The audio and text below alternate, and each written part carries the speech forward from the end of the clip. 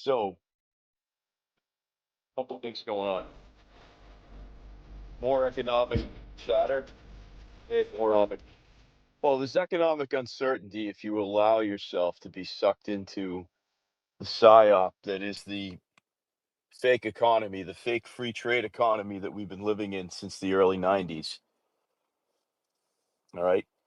There's that component. Another thing that came down, this caught my attention last night, friends, and that is that uh, the senior military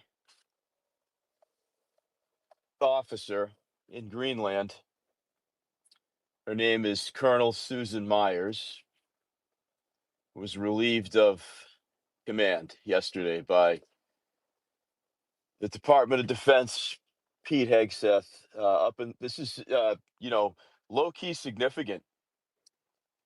I would just ask you all to realize that Greenland is not in the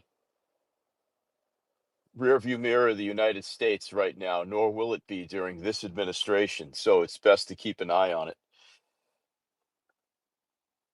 The reason I say that is there's another, I think, New York Times story, take it for what it's worth. That's also in the nest. It's via Unusual Whales, but we'll get to those two things. Let me just talk about the economic piece really quick. And I want to say, I don't know if he's going to pop in here, but shout out to Matt Hayes. It's his 30 something birthday today.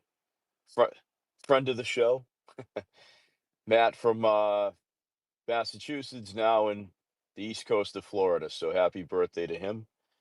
Uh, I love my Aries tribe. Back to business. Let's go to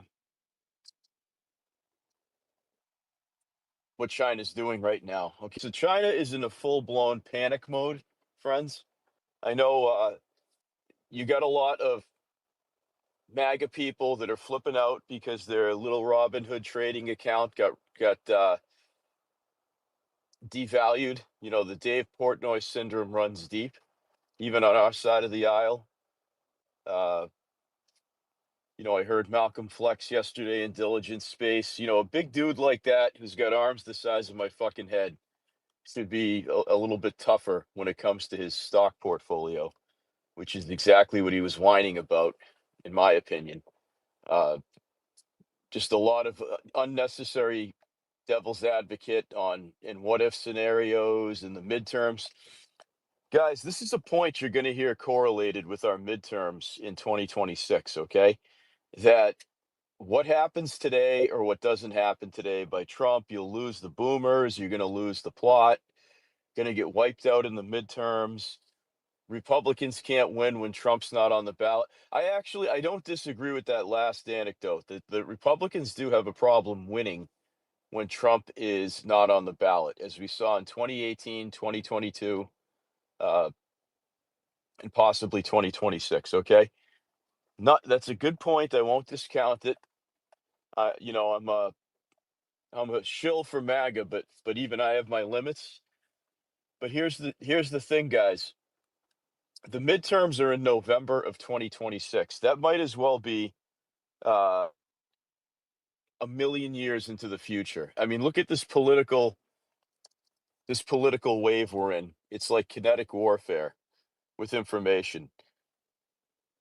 People have such short memories in the US. They're not going to worry about their portfolio taking a dip in the spring of 2025. They just won't. I know that's a convenient story to tell when you're trying to flex in a X Spaces debate, when you're trying to use recent history to discredit what President Trump has accomplished. And he's accomplished a lot, guys. Let's get to China. Let's cut to the chase. They're freaking the fuck out right now. And because it's Friday, it would not surprise me if there is some sort of trade agreement announced by the White House today with an Asian country, potentially Vietnam, Japan, or South Korea. And while it might happen, I would say if that news drops, it would be midday. So there's a course correct in the market before end of business, before end of trading today. As you guys know, the stock market's closed during the weekend, and I think everybody's going to have a nice bullish weekend once all that red turns to green. Uh, my prediction by 2 p.m. Eastern today, probably earlier. So all it's going to take is a new trade agreement with the South Korea. Let's take South Korea. It might be Japan, which is why they're dumping all their bonds, right? And why China's dumping all their bonds. Okay, but let's just stick to South Korea. I think they're a little bit easier of a of a package to deal with when it comes to their trade agreement. Consider it like one package deal, right? So what I mean by that is, okay, I gave you the statistic yesterday, 20 billion uh, to keep our military in South Korea on the peninsula, okay, per year. Okay, that was just 2024. I'm sure it varies, but probably not much. Let's just take that arbitrary number of 20 billion. Let's factor that in. They had something like $50 billion trade deficit with the we have a $50 billion trade deficit with them. Okay, so we're talking $250 billion if you count the military spending and the trade imbalance. That's a quarter of $1 trillion, friends. You're telling me that Donald Trump, Howard Lutnick, and Scott Bessent can't shave some of that down? And guys, South Korea already capitulated. All right, they already. And Janet, thanks for co-hosting, keeping the signal righteous. Hey, good morning to you. They the mere fact that their interim president, I don't know if you guys know this, but South Korea is in a bit of political turmoil. They impeached or shit canned their president last week, so they have an interim person there. And the mere fact that they're trusting this lightweight who's not going to be in that position very long to fly his bony little ass from Seoul to Washington to do some rework of the deal. And some of the rumors I heard dropped, I don't think are rumors at all. So Korea is a big auto exporter to the United States. So what could this arrangement look like? And remember, the end game is not necessarily zero tariffs from South Korea. What could a potential deal look like? A baseline 10% tariff, which is what is in place now temporarily, but that becomes permanent. Okay, South Korea is a special case, guys, because since the end of the Korean War, we have been protecting them from the North and from China. So, this is a standalone, this is a very unique situation. It's not going to be handled the same way we are with the EU or with Mexico, et cetera. Okay. So just buckle up. This is what I have to tell you. I'm thinking possibly a 10% tariff on key exports. Auto's the big one. The other ones, I can't think off the top of my head with the South Korean market yields to the United States. You have that. You have the fact that they are going to do a big time onshore investment, onshore meaning on the continent in the United States. In this is a rumor I've heard of an LNG pipeline in Alaska where the South Koreans will agree to buy natural gas from the United States in some fashion. I don't know what that looks like. These are just the baseline details, okay? That's investment into our economy by a major trading partner and ally, okay? Uh, I don't know if South Korea does the currency manipulation game. I really don't. And I don't even know if it's relevant, guys. Let's just focus on the deal itself instead of these non-tariff barriers, okay? Which it gets really, really in the weeds for people, and it's uh not a responsible conversation for me to have with you guys when I haven't done my homework on that with South Korea in particular. And by the way, 20 billion, okay, you guys are going to we've been spending 20 billion a year, let's just say for the last decade. Uh, so they're going to pay half that and reimburse the United States Treasury and or the Department of Defense because that factors into our defense budget every year, what we pay to protect South Korea, okay? Uh, they're going to pick up half the bill. That's a savings for the American people. So we have minimal tariffs with a friendly ally, okay? People like driving Hyundais, guys. It is what it is. They last forever. They'll survive a nuclear war. Hyundais, you could put 300,000 miles on their sedans probably. They're cheap to fix, pretty well made vehicle. Maybe they'll open a big factory here. This is what this is all about. When people say we can't bring manufacturing back to the United States like it was 1955 or 1987, uh, we can do that with cars, guys, because whether it's robots making cars in the near future or human beings, people still have to drive. So, yes, I do think Trump is going to usurp the automotive market from the world. That includes Mexico, Canada, Japan, uh, and South Korea. Maybe even Germany. Maybe there'll be a fucking Audi factory somewheres, a big one that opens up in Florida. How about Palm Beach? Okay. So these are all important components here, guys. That's what a trade deal looks like. Do you know what that's going to do for the market? Okay. That's gonna everybody's gonna reverse the Dave Portnoys and I guess the Malcolm Flexes who are so worried about their Coinbase app value and their Robinhood app value, evidently, because they're making it a big deal. This Generation Me stuff is going to course correct if a deal gets laid out today before the exchange closes. Okay. So remember, it's on Eastern time here because it's in New York. Nasdaq, tech heavy, New York Stock Exchange. That's the home of the S&P 500. I would implore you guys, because everybody else is flipping out over the stock market and bonds. Everybody's a tariff expert and a bond expert now. Okay, everybody's a tariff and a bond expert now. All right, but let me just explain to you what's happening. The course correct is going to be when all that red turns to green and people are in the interim are buying the dip. Okay, that's what's happening. Keep buying your overvalued tech stocks, everybody. I don't really give a shit what people invest in. You know, if you're a Mag 7 investor, which is Meta, Apple, etc., Nvidia, keep doing what you're doing. You know, it's not financial advice. I'm not going to tell you what to do, but we're going to be doing this dance with China for months. So, you know, if you need prescription medication to get over your anxiety about the market, your best advice is just to take the apps off your phone for a couple months, guys, because it's not healthy to be that fucking greedy. Oh, I lost 20% of my value. You know, from people in their 30s. I'm sorry, are you retiring like next week? Do you need this money? Do you need to liquidate your stock holdings? You know, these 35-year-old crypto guys that are living in shithole apartments in Brooklyn who seem to know more about negotiation and leverage than President Trump does, and Scott Bessent, who took down the Bank of England and learned from the dirtiest player ever, George Soros, how to do it. Yeah, all these 35-year-old fucking losers in Brooklyn and Westchester County that sit around, you know, trading stocks in their underwear, beating off all day while I'm out here fucking killing myself. All right.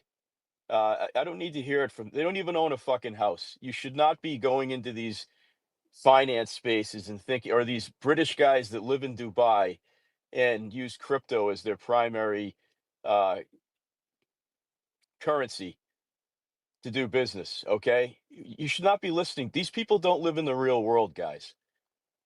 That's not the real world. I'm out with blue collar America every day.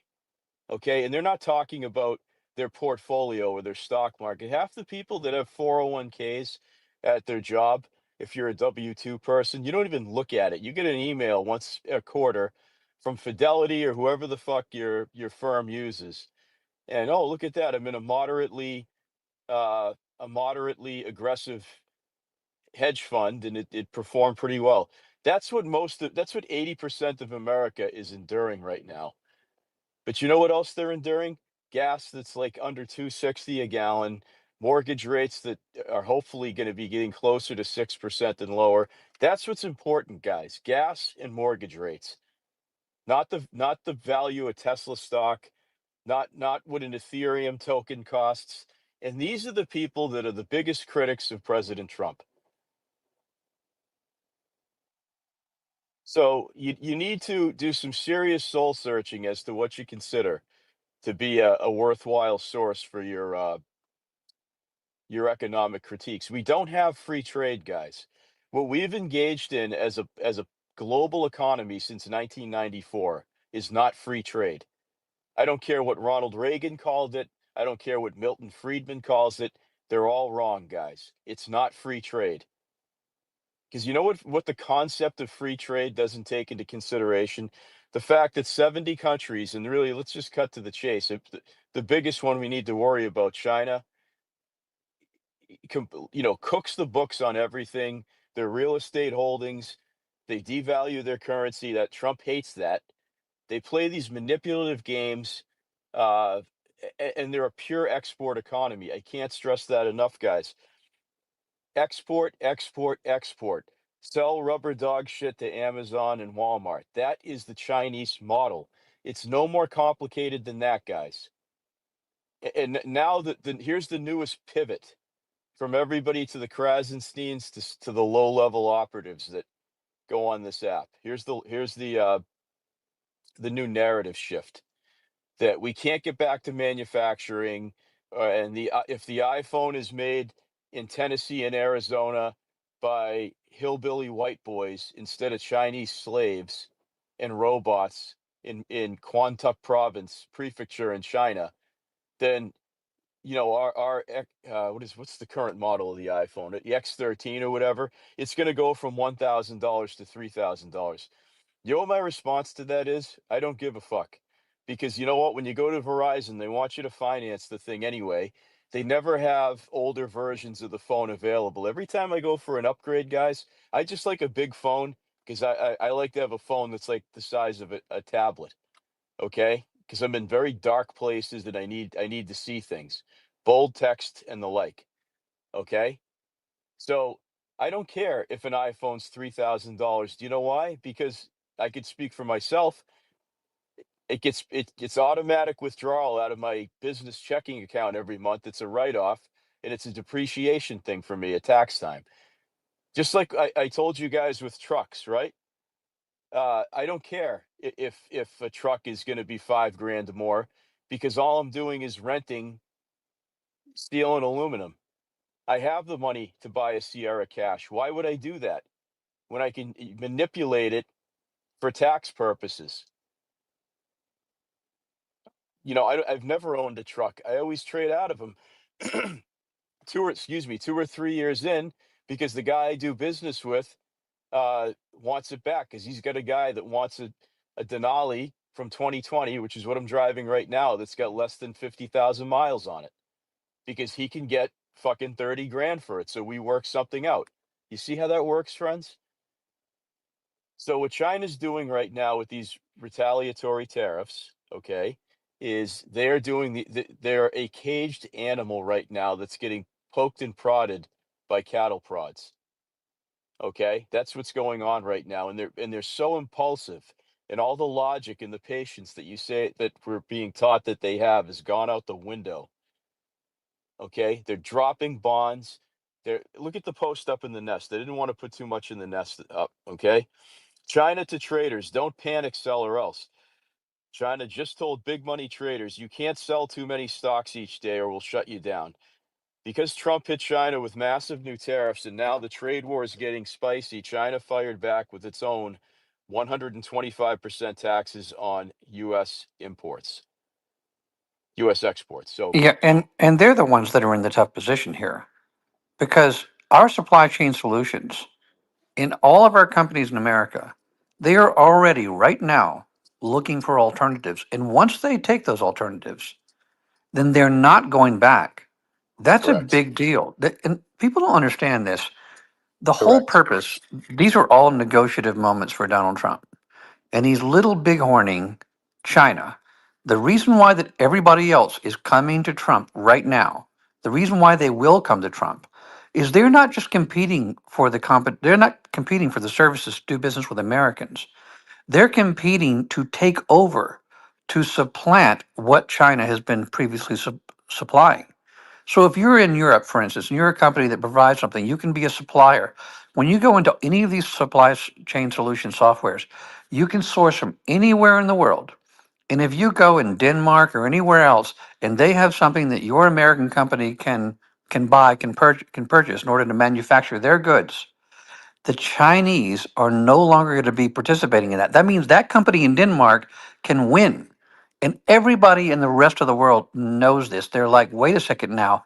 Our greed is going to win the day. We're going to eat China's lunch. We're not even Americans. And we're going to eat China's lunch. So that's the thing is people don't understand. Trump is doing this.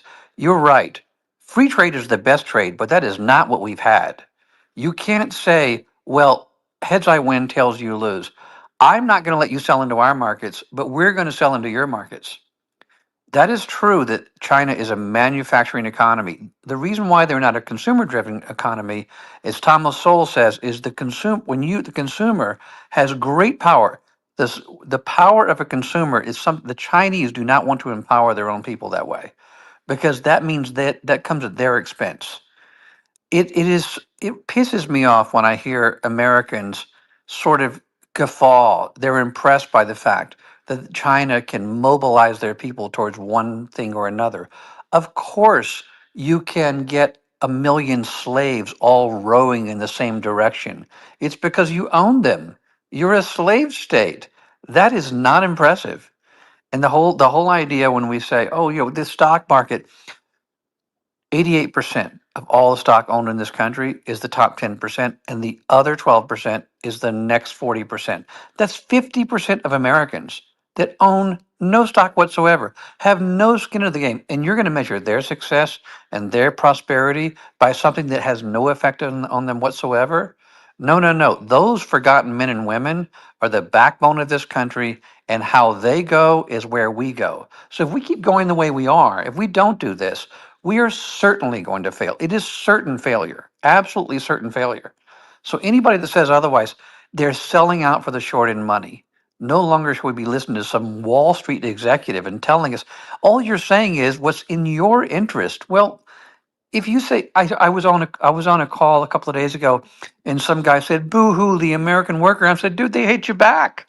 They hate you back, and they outnumber you. So go to hell, you know." But we're going to beat the commies. This is not going to go well for them. I'm going to tell you something.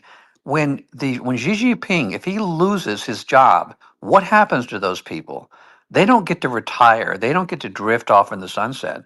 They get a bullet to the back of the head. This is a authoritarian, tyrannical civilization, and the skin in the game for them is way more. If they have 50, 100 million people out of work, they go from being a positive to on the dole. And I'm telling you something that we don't even know how many people want to rise up against that government right now.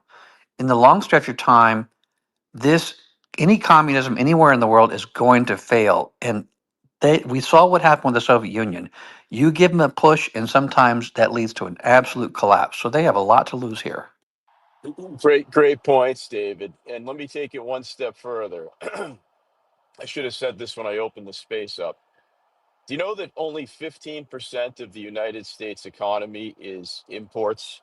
So, and I realize imports, I mean, they're important imports, but 15% of what the US does business with is all the fuss over these tariffs is 15% of our economy. That 15% is not going to disrupt the subsequent 85%. It just isn't. It's not how we're too big. When people think tariffs, they're thinking about countries with small GDPs like Denmark and how much a trade war could hurt a country like that that's got like a 2 billion, like Denmark literally has a $2 billion a year USD uh, economy. That's not, guys, that's nothing. That's low level pissant crap. That's not a player in the, yes, a trade war between Denmark and say the rest of the EU countries that would destroy them. All the EU countries combined, their spending per year is 19.5 trillion. We're at 21. So you put all those European countries lined up, they still can't spend as much as we do. And if you add up all the people in Europe, it exceeds 350 million or however many are in the United States. That's point And number one there. Point number two, which is equally important in my mind, Dave Portnoy losing 8 million in the stock market is not reflective of the United States economy at large. It just isn't, guys. This is the gaslighting that's been going on by the media, by Wall Street, even by Jamie Dimon, who should know better. Okay, because even though he doesn't engage in working America, he didn't get where he was by not understanding things at a macro and a micro level. They should know better than to be the tariffs are dangerous. It isn't, guys. Tariffs are not dangerous because the issue is we were in a recession with Biden. It was covered up. I mean, Bidenflation was a term for a reason, guys. And just because gas didn't shoot up in price, what was the big complaint with Biden? Grocery store stuff. Okay, so supply chain issues, supply chain challenges, and also the waste of money in places like Ukraine, et cetera. So, David, it sounds like you wanted to make a point. Go ahead. Yeah, I don't even like the phrase trade war in this situation because it's not really a trade war. I mean, if you have you cannot lose a trade war, or you cannot lose this if you're taking a $300 billion hit every year. So if China says, "Oh, we're going to get a trade war," but if I'm playing a game with you and you're cheating, I win by not playing. If we're at the poker table and I can't get you to not cheat, then I win by not playing. If you're taking my money every day, every week, every year, if you're ripping me off, then I win. If you say, "Well, we're going to get in an argument and maybe we just won't play anymore," well, who wins? The person that's being taken wins by not playing. So the idea that, oh, yes, China's going to get tough with us, and what? And no longer get to screw us out of $300 billion a year? Because the whole point, all of these are negotiative moments. And what Trump is doing is trying to get other countries to open their markets up to us, not to close our markets to them. And of course, China is just, think about it, intellectual property, intellectual theft. Everything they do is, these are parasites. Communism is a parasitic in civilization, parasitic country. Any communist country is a parasitic entity. So the idea that we're going to lose, oh, we're at war, oh gosh, I hope we win. By not playing, we win. It's better to not play a game than get $300 billion ripped off from you every single year, which is what's happening. And Amazon is already, and here's the other thing too. People are worried that, cost of goods are going to go up short term. Amazon, let's just take Amazon because it's a global niche of the world economy. Everybody engages in it in the civilized world, for better or for worse. Okay, let's take the emotion of Jeff Bezos and globalism out of it. Amazon, since their rise to prominence 20 years ago, has not had to sustain any sort of buyer seller holdups. So what do I mean by that? They're going to start dumping Chinese product because China's tariffing it to these third parties. So Jeff Bezos, if you know anything about him, he is a greedy little motherfucker, and every penny to him counts. Okay. So, but again, let's take the emotion out of it. I'm being a hypocrite here. Uh, he's not gonna settle for a quarter of stagnant or negative growth on his platform on Amazon. Okay. If you're not buying, $50 to $500 a month in goods on Amazon, he's never taken a hit like that. Okay. That's going to be significant. We have to see how these buyers that buy stuff, these third parties that buy stuff from China that resell to, all of us slobs on here, right? Where are they going to be in all that? That's why I've never worried about Walmart going out of business. If this thing continues to escalate, Walmart will have no choice but to provide alternate goods from alternate sources, whether that's Vietnam, whether that's South Korea, Madagascar, who knows? But it's not going to put Walmart out of business. It's going to put China out of business, and that's the idea. Let me just wrap up this point with Japan, and then we'll move on to Greenland, guys. Please grab a mic because they got limited time if you want to talk. Uh, South Korea and Japan are vital that those trade renegotiations are done quickly. All right. Because Japan actually owns a majority of our debt, not China, on the bond market. And they've been dumping them too to improve their leverage in a conversation with Trump and Bissett. So once Japan stops selling off U.S. Treasury bonds, that will stop the bleeding on Wall Street. Like I said, I don't care about Wall Street in particular right now, but I'm trying to give you a macro view, a zoom out view of what's going on. That will help. That will stave off the panic in the market that we're enduring right now. So it's very, very vital. And what's the other bonus? Oh, they're in China's backyard and they're a competitor. Japan and South Korea are major, and Vietnam are major competitors to Chinese dominance in the Pacific Rim. So that's anyway. Welcome your comments on that. Please grab a mic. I just want to get into Greenland very quickly.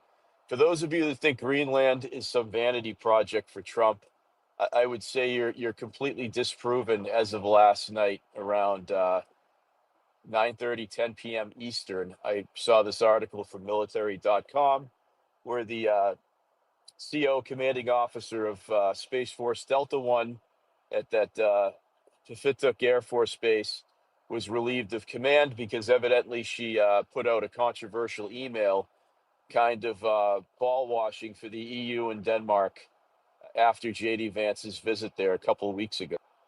And so that was seen as insubordination by Pete Heg.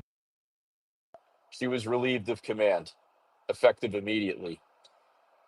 Now, adjacent to that, you've got this. Well, I have it from Unusual Whales, but evidently the New York Times reported that President Trump is considering uh, giving every citizen of Greenland, and there's 56,000 of them, on or around $10,000 USD as a stipend. Should we, quote unquote, annex Greenland? Okay. Uh, you shouldn't worry about this, guys. That's pocket change. That's the quarters and dimes you find in your couch or under the seat of your car. That's nothing. That's the least we could do for those people because Denmark hasn't come close to them. So for those of you that think that Greenland is a vanity project and it's never going to happen, I've not seen in my lifetime, guys, between the actions in Panama, where Pete Hegseth was down there this week, putting a lot of pressure on the Panamanian government to completely publicly reject the concept of China having autonomy in that canal. That's ours, by the way, that we built. And we gave it to them foolishly, but they were not good stewards of the canal. All right. Over 40 years, they've let China kind of usurp the shipping lane there. So anyway, there's that. And also hard President Trump is leaning into Greenland. I've not seen that in my lifetime. So it's going to be very interesting. Speculation should be off the table because we've not been at this critical mass point where we're really, really picking a fight with a weaker EU ally, NATO ally, quote unquote, ally, quote unquote, being Denmark. So this is not a high stakes game of chicken with Denmark. Denmark does not have any cards to play whatsoever. They've openly admitted they cannot invest in the Arctic island nation. They've openly admitted that they have no plans to do any of the things that President Trump is talking about. You would think NATO, that has spent so much blood and treasure and bankrupting their own citizens to give money to Ukraine, if they're so afraid of Russia, why isn't Denmark on board with fortifying Greenland when Russia has 5 bases in the Arctic? The hypocrisy is off the charts, guys. That's like Trump saying, um, I'm going to put 200% tariffs on China, but I'm going to allow Huawei to steal our intellectual property stateside. It makes absolutely no sense. Like, that's one thing I want you guys to walk away from. Denmark is wanting to have their cake and eat it too. You can't be on board with giving the middle finger to Russia the last 4 years with the rest of NATO and then say, well, we don't want to really, we can't afford it. But even though the United States is stepping up, we don't want them saber rattling in Greenland when Russia has the largest Arctic presence on the planet, not too far from Greenland, which, oh, by the way, is in the Arctic, for those of you keeping score at home. It just makes absolutely no sense. Let me give you another example, friends. It's like Putin saying, yes, I keep marching west towards into the Ukraine, but I'm going to let Zelensky hang out in my best hotel in Moscow indefinitely. All right, is this all making sense to you guys? The mere fact that the defense secretary shit canned the commanding officer of Space Force Delta One in Greenland. Guys, we don't have a lot of military presence in Greenland. That's going to change. I can tell you, as having a relative that was stationed there during the Korean War, setting up a naval weather station, allegedly. Probably something much more top secret than that. Uh, that's pretty significant when the highest ranking military officer in the U.S. military is fired for saying, I just want to let the Danish know the vice president and my commander in chief, President Trump, doesn't speak for me. It's almost like she wanted to get fired, you see? So, all right, that's what I have for you There guys. is a sort of a comedy aspect of this because it's so hilarious. The people of Greenland aren't choosing between Denmark and the United States. They're choosing between the EU and the United States. The EU that bullies them in every respect, that denies them everything from freedom of speech to freedom of association. And just imagine, all of a sudden, you are able to be an American. And also, it works the other way. Imagine if Americans can just go there, no passport, no nothing. It's just it's part of us. This would be majorly beneficial. This isn't even close. The people of Greenland would majorly make out on this deal. Correct, correct. And it's when I frame it like this, friends, it's just because it's early and a lack of better thinking here. But I don't exactly know the autonomy of the Greenlandic citizen and what they're going to have in the moves ahead by the United States. Yes, they had a recent election. We're in Parliament. Their coalition government are two nationalistic parties. The majority party is kind of like they want to slow walk independence, and then the secondary party is kind of like Greenland MAGA. They want to make Greenland great again, etc. They're kind of more aggressive about it. And the two parties, the two factions, don't like each other at all. Evidently, is my understanding. The secondary party has more indigenous Greenlandic people, like Inuits, Eskimos, for lack of a better term. The majority party, while they're right of center, they're more European, Danish cast people, Caucasians. So there's some ethnic uh, adversarial stuff going on. And how are we going to do this separation for Denmark thing? Uh, One is very pragmatic and still Euro friendly. The other is complete nationalist. So that's going to be fascinating to watch. But the average Greenlandic citizen, and remember, there's only 56,000 of them. I'm not exactly sure they're going to have a say in what Donald Trump does. For better or for worse, friends, that's just my read of it. And I don't think we should waste a lot of time, like polling that country. They're going to have more money in their pocket, albeit at the expense of the US taxpayer. They're going to be protected, and they're going to live a better life, which the US can provide for them, which Denmark can't, is incapable of providing for them.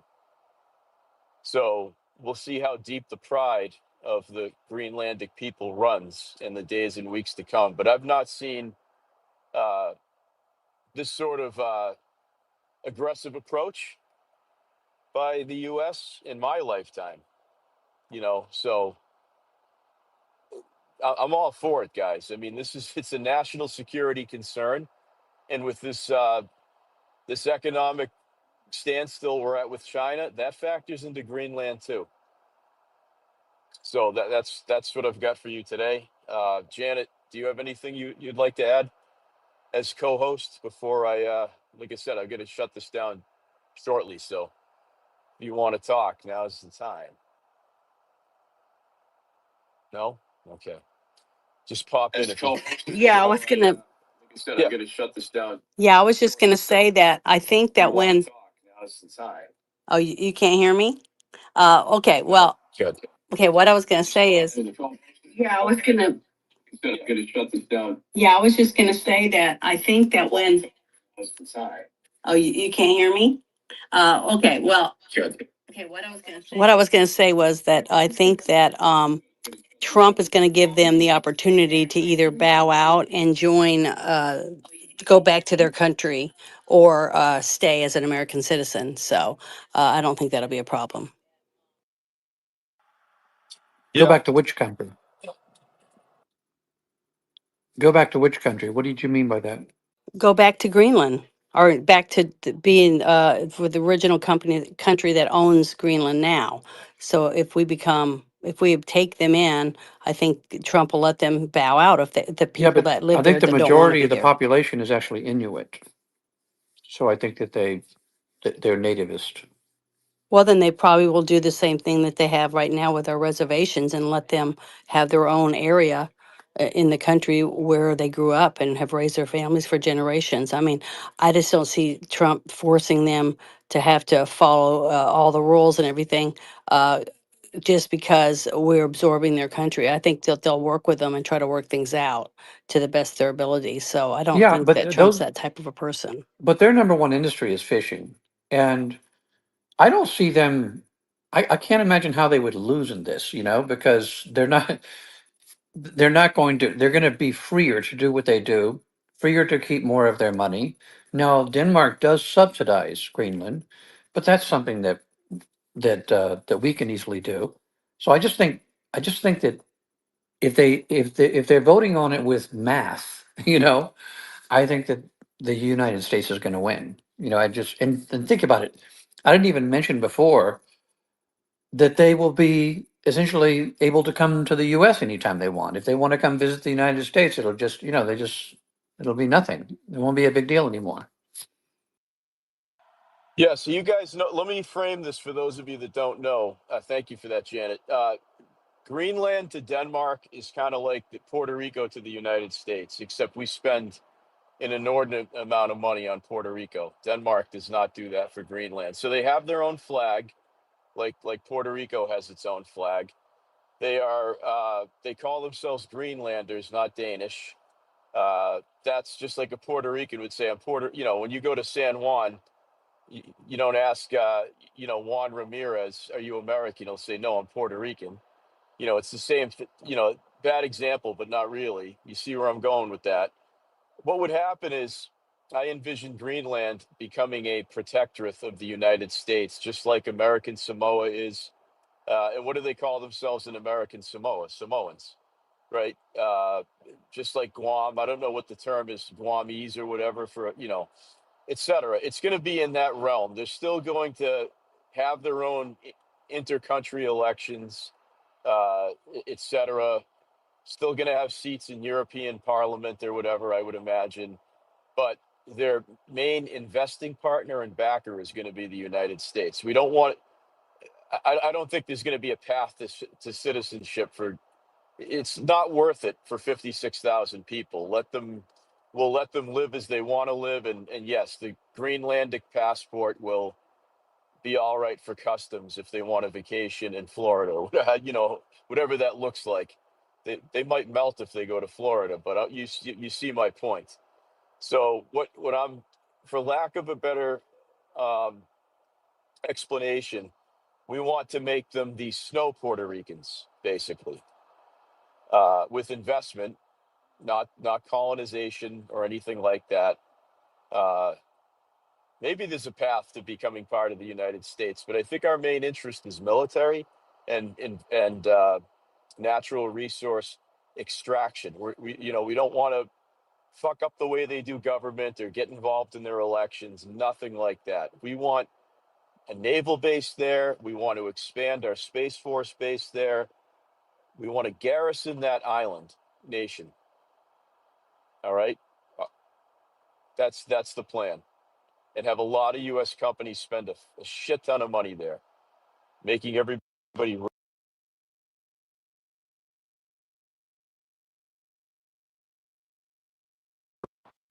Janet, sorry, go ahead. Had It's a all right. call I just coming want in. to jump in real quick. One thing I was thinking about, if we do end up taking or absorbing Greenland into our economy and things, I can see a huge cruise industry opening up there.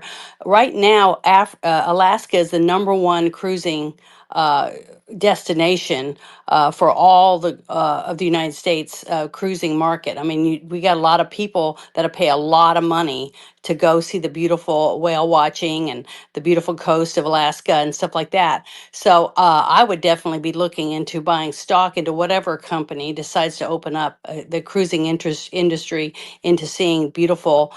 They do have some ships that go to Greenland, but not porting there. So I don't know. I just can't wait to see what happens and what opportunities open up, because I have family members that are in the cruise industry in 4 different companies, and I would love to talk to them about this, what their point of view is on us getting Greenland. That's all I wanted to add. Thank you. Thank you, Miles. I think you'll be the last speaker. I got to close in a few minutes, guys. Thank you. Okay, yeah, I'll be real quick. It's your local crypto 30-year-old bro living in his trash apartment here, and I actually agree with a lot of what you're saying. So I won't dive too deep on that part, but we're not all the Dave Portnoys of the world here, and big crybabies. I came from a blue collar background, and I know what it's like to actually do some work, and that's probably the bottom line. There is, a lot of people just don't want to work these days in that demographic there, but to just touch on the Greenland stuff, I won't go too long, but we talked about the $10,000 per year for every person. And you mentioned, there's approximately 50,000 people there in Greenland. So just to round that up for people, that's about 500 million. So just to put that into perspective, over the last 4 years, I think the estimate spent in Ukraine was about 200 billion. So in order to get to that number, you're talking about funding the Greenland population there. $10,000 a year would take about 400 years just to reach the level of spending that was done in Ukraine there. And the estimated amount of natural resources in Greenland there is about $4.4 trillion when it comes to, the minerals and the natural energy resources there. So it's definitely something that can be worthwhile. And that's not even to mention the national security aspects of it, especially with regards to the Northwest Passage and everything going on with these trade wars right now. So that was my 2 cents. Thanks. Thank you. Good perspective, Miles. Again, I just want to this point has to be driven home, guys, in regards to Greenland and its sovereign Denmark. You can't spend the better part of 3.5 years in sync with the Germans, uh, the British, and the French if you're Denmark and say, Kremlin man bad with Putin, and say, oh, there's no need for military investment by us or the United States in Greenland.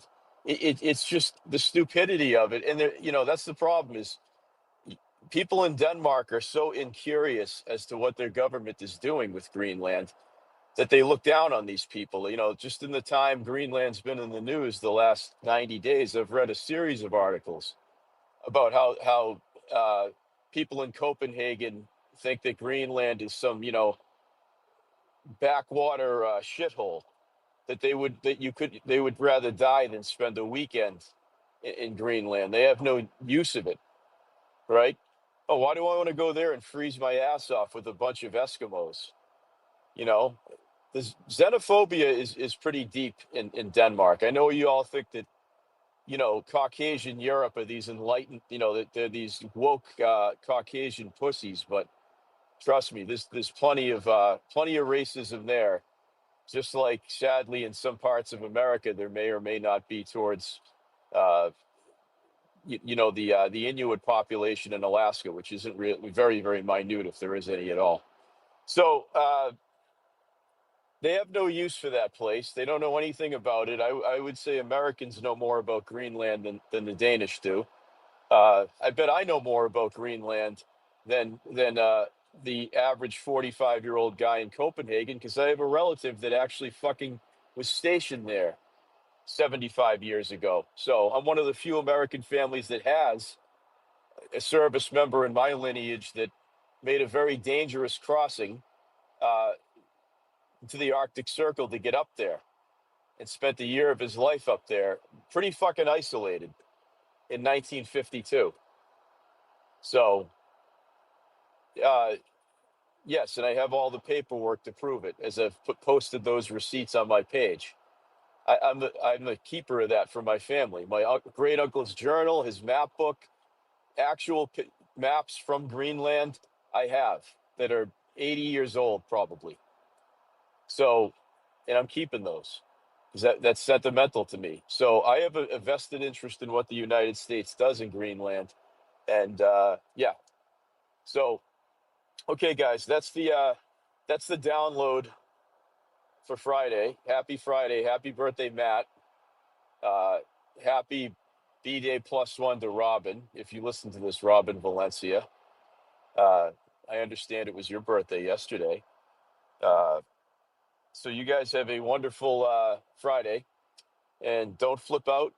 Charlie, thank you for sharing that Truth Social. It looks like my prediction may come true where Trump has a deal to announce uh, with the country. I'm just reading into that, how he said progress. Actually, let me read it in case, where is it? Where is it? Where is it? Okay, so President Trump says we are doing really well on our tariff policy. Very exciting for America and the world. It is moving along quickly. DJT. The last time he signed a Truth Social post, DJT, is when he told you guys to buy the dip on Wednesday, didn't he? He doesn't do that after every tweet. So that leads me to believe, does he have a deal in hand with Japan and or South Korea or Vietnam? Well, if he does, maybe now you'd want to buy the dip, not financial advice, because that will course correct the market today, NASDAQ and the New York Stock Exchange.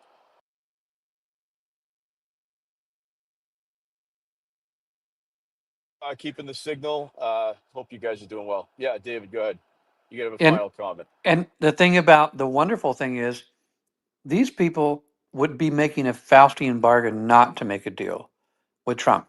If you're Japan, do you want China to win? No. Everybody knows you if you were at the mercy of China, who cheats, lies, and basically runs a slave state, that is not the situation these countries want to be in. So they have all the incentive in the world to deal with Trump. All the disincentive is in the world not to empower China even more than they've already been. Exactly. Don't read too much into Japan dumping bonds, guys. It's just they're creating leverage for talking to Trump, because that's the thing. We spent a month. Everybody's a tariff expert. Crypto bros are tariff experts. You know, crypto bros who weren't even alive the last time tariffs were a thing. You know, they were barely born when NAFTA got off the ground. Yet they're tariff experts from the late 19th century. Uh, that guy Donna, she's fucking annoying in Mario's space. Uh, so you got him.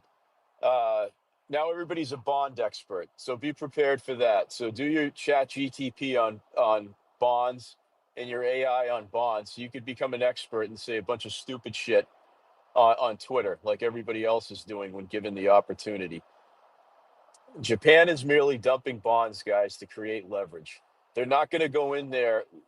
You know, they're not going to play Russian roulette, figuratively speaking, with Trump. Not having an idea how many bullets are in the cylinder. Is it one or two? Okay. Give the Japanese some credit. Okay. They're not a feckless nation. All right. So it'll be a good deal, but that will course correct the market. So, well, it's not financial advice, and I'm not, full disclosure, whether you believe me or not, I'm not buying anything today. I might sell a couple ounces of gold because I bought them at 1900. By the way, gold is ripping. It's like 3300. So that might be something to look into. But I think that there will be a market correction today. But we're going to be on this yo-yo, friends, for a while. So if you can't, if anxiety is your thing for your mental health, close your trading apps. Just don't even bother until the dust settles on this, and that could be September, honestly. So, all right.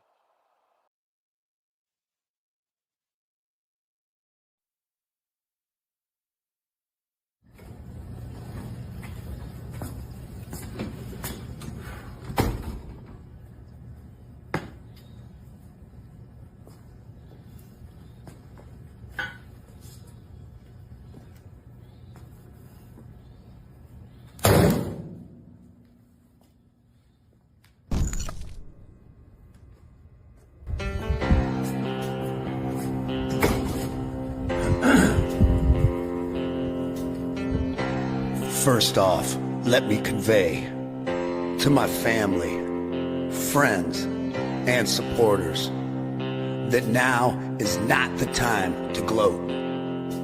We must remember that most of our left-leaning friends are good people who want the same things in life as we do, but simply think differently on how to get there. It is now time to be the bigger man, to extend an olive branch and unite all reasonable people of this great nation. God has blessed America, and together with President Trump, we will make America great again.